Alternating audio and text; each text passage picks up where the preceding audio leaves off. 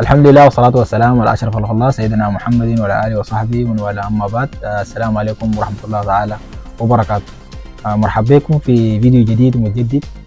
حقيقة احنا مبسوطين وفرحانين شديد بالانتصارات اللي بتحصل في البلد. إن شاء الله يا أخي ربنا يحقق الأماني ويبلغ المقاصد. الليلة جانا خبر استرداد مدني والمدني الحبيبة إلى حضن الوطن. تحية لأبطال القوات المسلحة وكل الأجهزة النظامية اللي شاركت في تحرير مدني، وإن شاء الله حتشارك في تحرير كل شبر من بلادنا الحبيبة إن شاء الله. تحرير مدني ما بالساهل. شهور معارك شغالة قدمنا فيها تضحيات كبيرة جدا من الشهداء. طبعا يا جماعة والله أي منطقة تسترد فيها شهداء وفيها جرحى، نسأل الله أن يتقبل الشهداء ويشفي كل المصابين إن شاء الله. أمهات الشهداء كلكم أبشروا بالخير. أولادكم رجال وأبطال أبدوا البلد دي بدمهم، ودي ما حاجة سهلة وتكتب في التاريخ إن شاء الله. والمصابين ربنا يوليكم بالصحة والعافية إن شاء الله.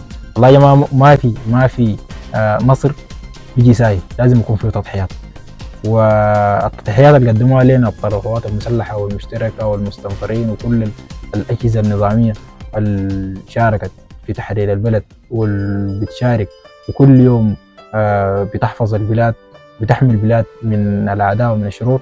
ربنا يتقبل الشهداء وربنا ينصركم ويثبت الأقدام إن شاء الله.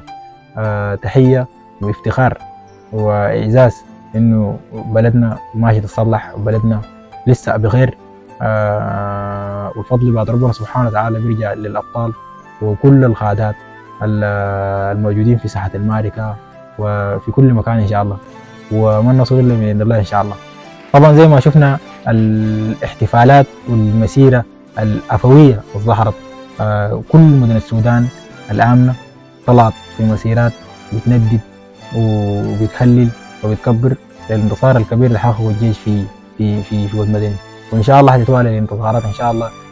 الجيلي ينضف إن شاء الله، منطقة دارفور الحبيبة كلها تنضف وكل كردفان وكل شبر من أرضنا الطاهرة إن شاء الله.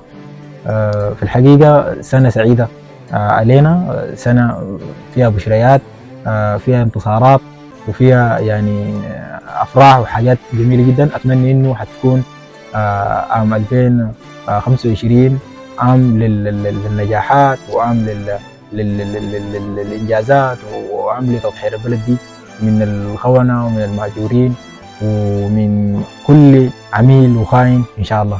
وعود الأمن والسلام والاطمئنان في بلادنا الحبيبة إن شاء الله بإذن الله. تحياتي حميدان فضل المولى والفريق العامل. دمتم في رعاية الله وحفظه، ونخليكم مع احتفالاتنا الجاية إن شاء الله.